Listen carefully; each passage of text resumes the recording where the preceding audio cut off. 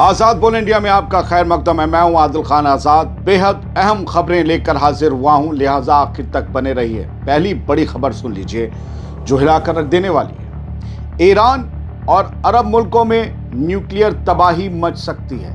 Iran में radiation का खतरा पैदा हो सकता है। ये एक बेहद सीरियस, बेहद बड़ी खबर है जो ईरानी मीडिया ने खुद 4 अप्रैल की शाम को शेयर की है। प्रेस टीवी की हेडलाइन देख लीजिए। इसके बाद कई और ममालिक के पेपर्स की हेडलाइन भी आप देखेंगे इसी जमीन से जुड़ी हुई। ईरान के फॉरेन मिनिस्टर अब्बास अराक्ची ने वार्निंग दी है कि बूश शहर न्यूक्लियर पावर प्लांट पर लगातार हो रहे हमले पूरे खित्ते, पूरे रीजन में एक बड़ी तबाही का सबब बन सकते हैं। ईरानी फॉरेन मिनिस्टर की इस सीरियस वार्निंग को जरा गहराई से समझ लीजिए।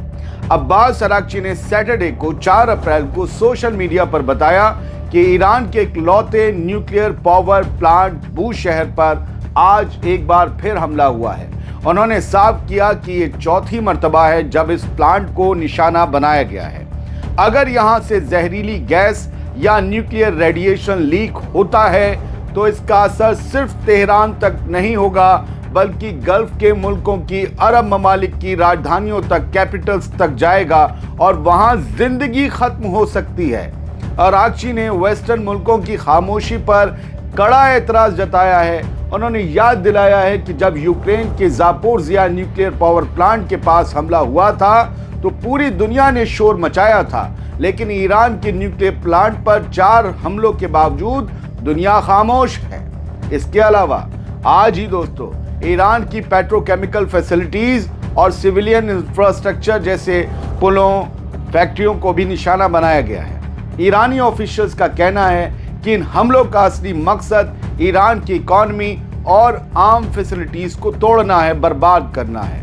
इसराइल और अमेरिका के इन हवाई हमलों के जवाब में ईरान ने भी पर्शियन गल्फ और वेस्ट एशिया में अमरीकी ठिकानों और इसराइली इलाकों पर पलटवार तेज कर दिया है। साथ ही स्ट्रेट ऑफ हॉर्मुज़ पर पाबंदियां ईरान की तरफ से और सख्त कर दी गई हैं, जिससे दुनिया भर में तेल की कीमतें रिकॉर्ड लेवल पर पहुंच गई हैं।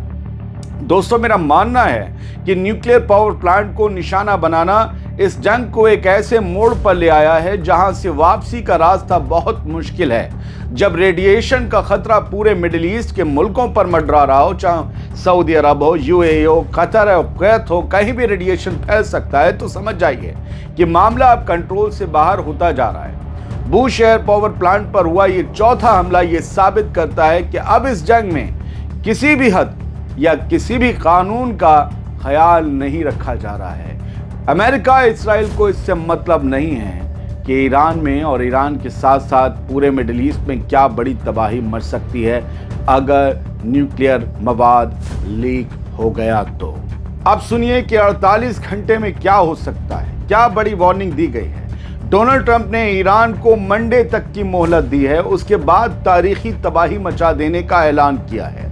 अमेरिका के सदर डोनाल्ड ट्रंप ने जारी जंग में अब तक का सबसे बड़ा और आखिरी अल्टीमेटम दे दिया है, जो ये बताता है कि अगले 48 घंटे पूरे मिडिल ईस्ट के लिए कयामत की घड़ी साबित हो सकते हैं, क्योंकि ईरान तो फिर सबको ठोकेगा।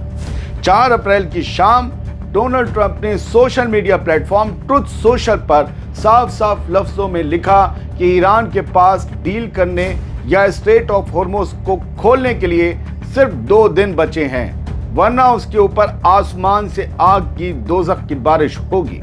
ट्रंप की 48 घंटे वाली आखिरी धमकी को जरा गहराई से समझ लीजिए, ये बेहद सीरियस है। ट्रंप ने पहले से 2 बार टाली गई अपनी धमकी को दोहराते हुए कहा कि अमरीकी वक्त के मुताबिक पीर की रात 6 अप्रैल की रात 8 बजे ये मोहलत खत्म हो जाएगी। अगर तब तक ईरान ने स्ट्रेट ऑफ हॉर्मुज़ को पूरी तरह नहीं खोला तो उसके एनर्जी सेंटरों और पावर प्लांट्स को मलबे में तब्दील कर दिया जाएगा। डोनाल्ड ट्रंप ने अपनी पोस्ट में लिखा, वक्त निकलता जा रहा है, ईरान के ऊपर जहन्नुम की आग बरसने में सिर्फ 48 घंटे बाकी हैं। उन्होंने इसे एक सेंसिटिव मिलिट्री मामला बताते हुए यहाँ तक कह दिया कि अब खुदा ही मालिक है, यानी अमेरिका कोई बहुत खतरनाक हमला कर सकता है। ट्रंप की धमकी को अब हल्के में नहीं लिया जा सकता। हालांकि ट्रंप का दावा था कि ईरान के नए लीडर्स रीजनेबल हैं और बातचीत के लिए तैयार हैं, लेकिन कल की मीडिया रिपोर्ट्स के मुताबिक सीज फायर की कोशिशों में बड़ा अड़ंगा लग गया है। इसी वजह से ट्रंप ने अब डिप्लोमेसी छोड़कर सीधा और बड़ा हमला करने का रास्ता चुनने की धमकी दी है।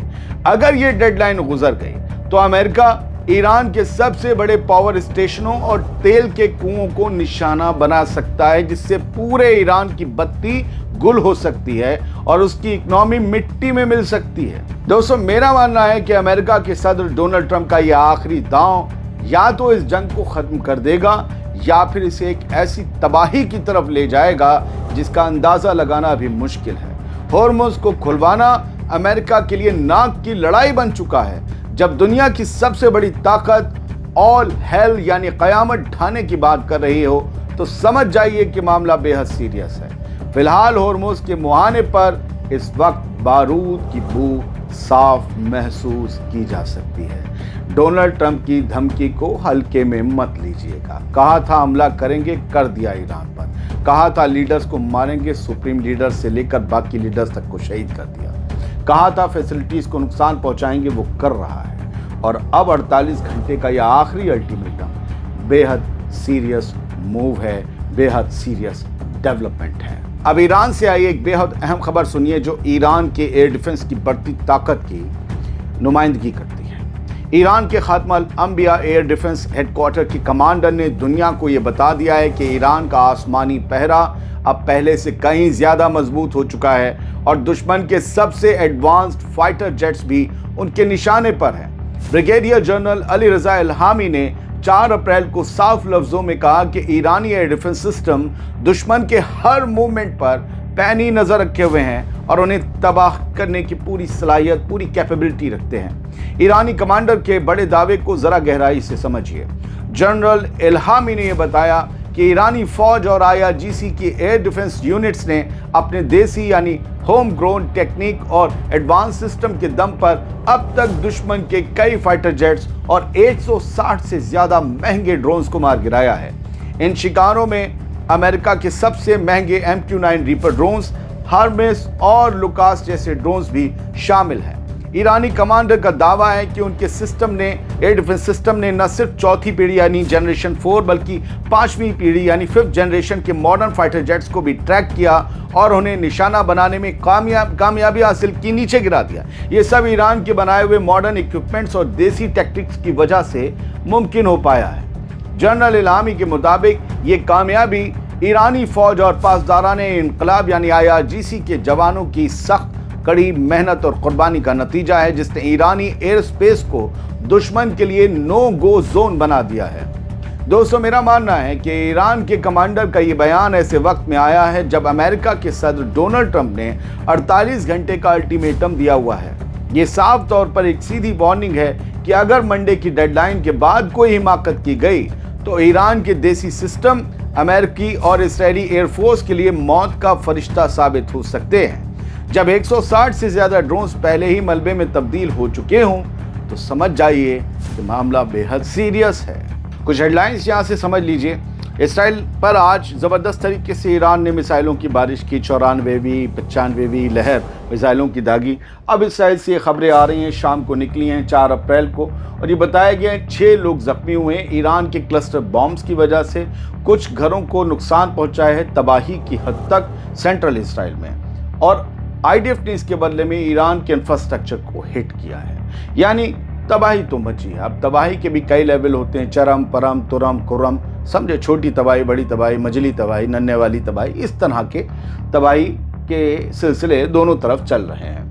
IDF confirms bombing Iranian petrochemical facilities, says site used to make ballistic missile materials। जैसे गजा में और लेबनान में हमले करके हमेशा IDF और इसराइल बहाना बनाते थे, आज भी उन्होंने आवाम से जुड़ी हुई फैसिलिटीज को ईरान में जब निशाना बनाया तो बहाना बना दिया।